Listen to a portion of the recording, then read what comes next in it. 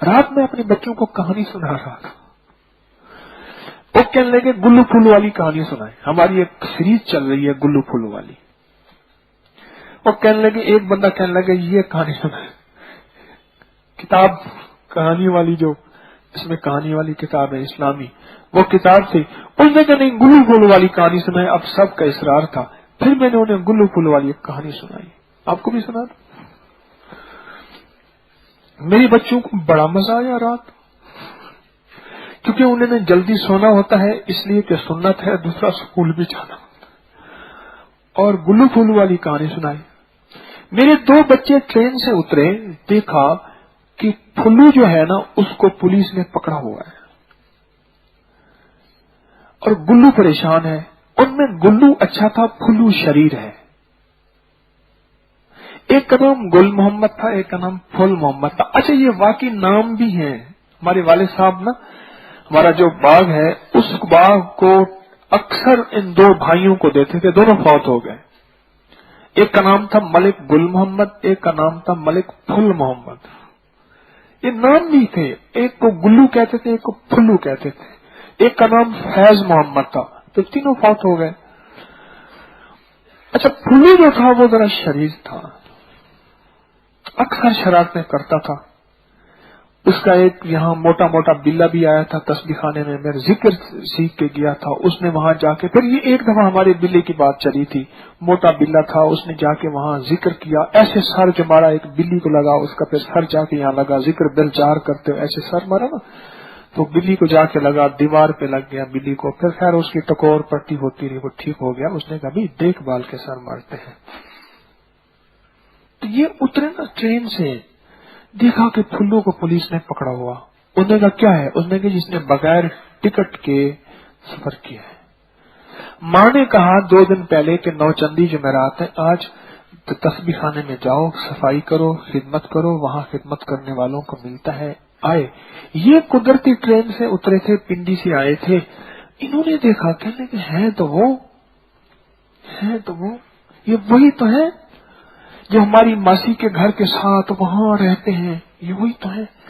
یہ دیکھنے لگے, پولیس اس کو پکڑے کر بغیر ٹکٹ کے. وہ کہنے لگے میں نے ٹکٹ لی تھی. کر دکھا ٹکٹ کہاں ہے. اب گلو کی ٹکٹ تھی, پھلو کی تھی نہیں. حالانکہ کھلو کو یقین تھا دونوں ٹکٹ اکٹھی ہیں. کھلو نے بہت ادھر بیگ میں چیزوں میں ڈھونڈا, ٹکٹ نہ ملی, پولیس نے پکڑ لیا.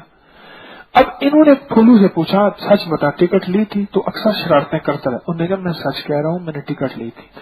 ایک نے پڑھنا شروع کر دیا یا رب موسیٰ یا رب کلیم بسم اللہ الرحمن الرحیم. ایک پڑھنا شروع کر دیا ان للہ و انا الیہ راجعون یا جامع یا معید. اچھا ان کے چہرے پہ یقین تھا کہ ہم پڑھیں ابھی کام ہو جائے گا, اللہ کا نام لیا ہے, ان کی ٹکٹ مل جائے گی. لیکن بات تو ایسے بنی, پولیس آئی, اس نے جو ہے ہاتھ کڑی لگا دی. وہ کہنے لگے بابا ہاتھ کڑی کسے کہتے ہیں؟ میں نے کہا یوں زنجیروں سے جو باندھ دیتے ہیں. کہا اچھا ٹھیک ہے.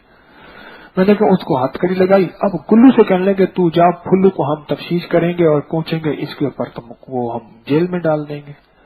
لیکن یہ دونوں مطمئن تھے. انہوں نے کہا ہم پڑھیں گے اور اس کی ٹکٹ مل جائے گی.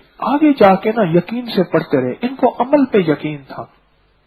پڑھتے پڑھتے نا اچانک پھلو کہنے لگا گلو سے, بھائی میں نے وہ ٹکٹ تو آپ کو دی تھی, آپ کو یاد نہیں ہے جب میں پیشاب کرنے کے لیے لیٹرین میں گیا تھا, نماز کا وقت ہو گیا وضو کرنے کے لیے, یاد ہے؟